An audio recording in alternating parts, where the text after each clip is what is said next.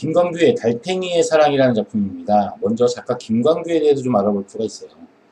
이 김광규 시인은요, EBS에서 단골처럼 등장을 하죠. 자, 여기서 보면 김광규 씨의 가장 기본적인 특징은 소시민의 자기 반성입니다. 결국은 소시민적인 태도요.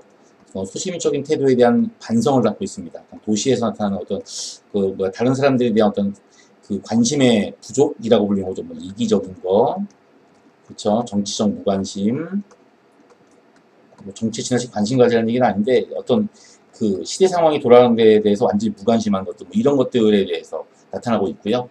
반성을 하고 있고, 그 다음에 두 번째가 뭐냐면 김광규의 시에서는 뭐냐면 자연이요. 이 자연과 인간 사이의 관계가 나오는데요. 이 자연과 인간 사이의 관계에서 이 김광규 시인이 주로 이야기하고자 하는 바는 뭐냐면 이 자연을 통해서 인간이 자연의 삶에 대해서 인간이 나름대로 어떤 바람직한 삶의 방향을 깨닫는다는 얘기예요. 그러니까 자연을 통해서 인간이 배운다는 얘기를 하는 거죠. 이런 부분들에 주안점을 두고 있어요. 여기 나와 있는 달팽이의 사랑도 마찬가지로 뭐냐면 그 달팽이라는 자연물이죠. 이 자연물을 통해서 얻게 되는 어떤 깨달음과 함께 소시민으로서의 자신의 삶을 그대로 이제 비판하고 있는, 반성하고 있는 이제 이런 태도를 보이고 있습니다. 한번 볼까요? 자, 달팽이의 사랑이라고 나오는데 우리가 이 시를 보게 되면 뭐가 나오냐면 1차적으로 이 달팽이가 가지고 있는 특징이에요. 달팽이 하면 딱 뭐예요? 예, 베리 슬로우 맞습니까? 이 슬로우가 나오는데 이게 바로 이 시에서 나타나는 주제의 모티프라고 판단할 수 있습니다. 이 시는요, 일단은 첫째, 진정한 사랑이란 무엇인가? 이런 부분들 따라요. 진정한 사랑인가는 무엇인가? 라는 부분이 나오고요. 자, 이거에서부터 출발해가지고요. 현대라고 하는 부분이 나와요. 현대인이라고 하는 모티프와 그 다음에 소시민이라는 모티프가 나와요. 그러니까 현대인이라는 것에 대해서는 좀 비판적인 거죠. 왜냐하면 현대인들은 비판적, 과연 진정한 사랑을 하고 있을까라고 하는 부분이야. 그래서 비판과 나도 현대인, 소시민 중에 한 사람이니까 반성이요. 마찬가지로 나도 소시민이니까 반성이었는데 이 소시민은 반성의 대상이기도 하면서 또 하나 뭐가 되냐면 연민의 대상이기도 해요. 이런 부분들이 이제 시에서 나온다는 부분 좀 주목해 주시고요. 세 번째는 이 시에서도 마찬가지로 똑같이 뭐가 사용되냐면 역설이 사용됩니다. 자, 시를 한번 읽어보면서 중요 부분을 한번 체크해 볼게요. 장독대 앞들 이끼 낀 시멘트 바닥에서, 자, 이끼 낀 시멘트 바닥은 도시죠. 달팽이 두 마리 얼굴을 비비고 있어 사랑을 나누는 겁니다.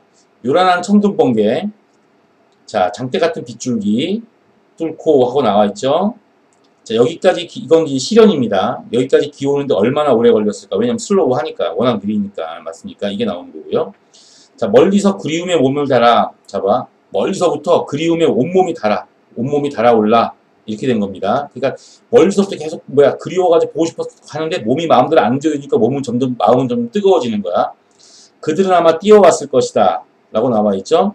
들리지 않는 이름 서로 부르며, 자, 움직이지 않는 속도로 숨가쁘게 달려와. 이렇게 나왔어요. 움직이지 않는 속도는 어떻게 숨가쁠까요? 그쵸? 그들은 이제 몸을 맞대고 기나긴 사랑을 속삭인다. 짤막한 사랑 담아둘, 자, 집 한 칸 마련하기 위하여 10년을 바동거린 나에게. 이렇게 나오죠? 자, 날 때부터 집을 가진 달팽이의 사랑은 얼마나 멀고긴 것일까? 라고 나와 있죠. 이렇게. 자, 여기서는 이제 중요한 내용들이 또 몇 가지가 나옵니다. 그래서 이게 단순한 시가 아닙니다. 여기 한번 볼까요?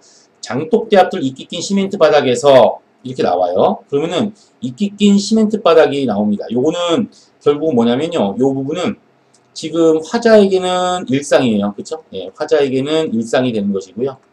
근데 이게 달팽이한테는, 달이라고 할게요. 우리 달팽이한테는 여기가 뭐냐면 시멘트 바닥이잖아요. 그쵸? 시멘트 바닥에서는 달팽이가 사랑을 나누기 위한 힘든 공간에 해당이 되는 겁니다. 일종의 시련에 해당이 되는 거죠. 그러니까 인간에게는 일상이, 달팽이에게는 시련이 됩니다라고 하는 의미를 담고 있고요. 그 시련의 의미를 담고 있는 게 바로 이겁니다.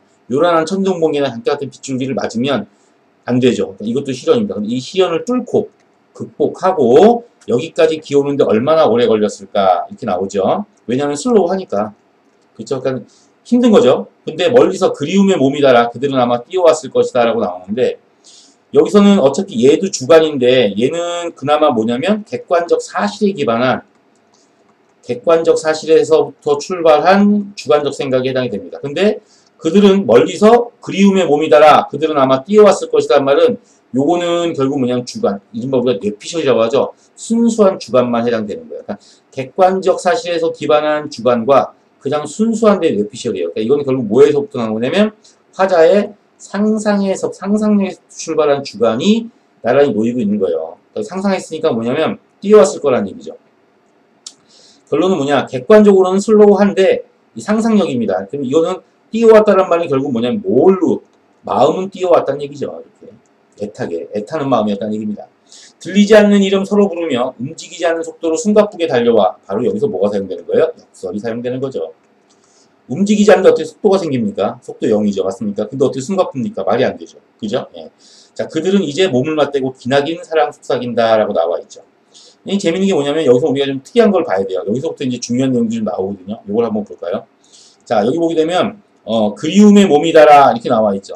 그러니까 이거는 결국 뭐냐면 다시 만나서 이름, 들리지 않는 이름을 부를 동안 굉장히 오랜 시간 동안 나오는 거예요. 그러니까 굉장히 긴 시간이 되는 거죠.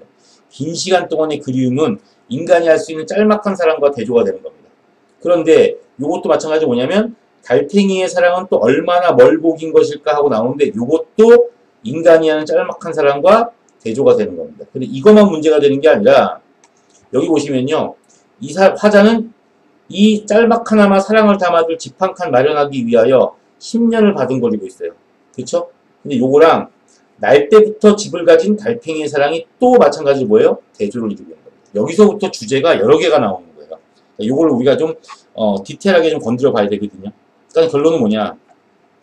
일단은 그리움의 몸이다라 뭐 얼마나 뭐 멀고 긴 것일까 여기서부터 시작되고 있는 달팽이의 사랑이 나오죠. 달팽이의 사랑이 나오고 그 다음에 뭐냐면 화자를 비롯한 인간의 사랑이 나오는 겁니다. 그러니까 달팽이의 사랑은 결국 뭐냐면 슬로우한 만큼 그만큼 뭐예요? 긴 사랑에 해당이 되는 거예요. 그죠? 오랜 시간 동안 지속되는 거예요. 지속성을 지니고 있는 거예요. 롱하니까 뭐냐면 이건 지속성을 지니고 있는 겁니다. 거기에 비해서 인간, 현대인의 사랑은 뭐가 되는 거냐면 짤막하단 말이에요. 짤막한 사랑입니다. 쇼트하죠? 그러니까 결국 뭐냐면 이거는 뭐야? 순간성이라든가 일시적인 감정에 이끌리고 있다는 얘기예요. 인간의 사랑. 이렇게. 어떤 거예요, 그럼 결국? 얘가 플러스고 인간 건 마이너스가 되는 거죠. 그러니까 결국은 뭐냐면 소시민의 현대인의 자기 반성을 이루는 거예요. 이게 하나가 나오고 있는데 또 하나의 측면은 뭐가 되는 거냐면 달팽이는 날 때부터 원래부터 집이 있었어요. 그런데 이 사람은 이 집 한 칸을 마련해요. 집 한 칸을 마련하기 위해서 그렇죠? 집 한 칸을 위해서 예, 이걸 위해서 뭐예요? 10년이라는 시간을 쏟아부어야 돼요.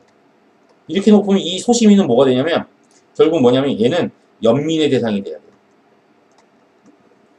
연민의 대상. 불쌍하잖아요. 집 한 칸 마련하고 작은 집 한 칸 마련하고 10년을 허둥거려야 되니까. 요게 하나가 나오는 거죠.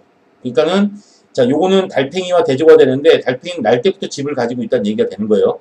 그리고 달팽이도 가지고 있는 집을 인간은 못 갖고 있으니까요. 결국은 이거는 어떻게 판단하시면 되는 거냐면 여러분들 보실 때 요때 순간적인 사랑을 하고 있는 인간은 현대인으로서의 인간에 해당이 되고요. 이 집 한 칸 마련하려고 10년을 허둥대고 있는 거는 도시의 서민의 삶에 해당이 되는 거예요. 그리고 하나 더 얘기하면요. 결국은 인간이 이렇게 길고 지속적인 사랑을 나누지 못하는 이유는 결국 뭐냐면 이런 어떤 현실적인 문제들, 집 한 칸 마련하기 위한 현실적인 문제가 될 수도 있다라는 인과적인 관계도 나와요.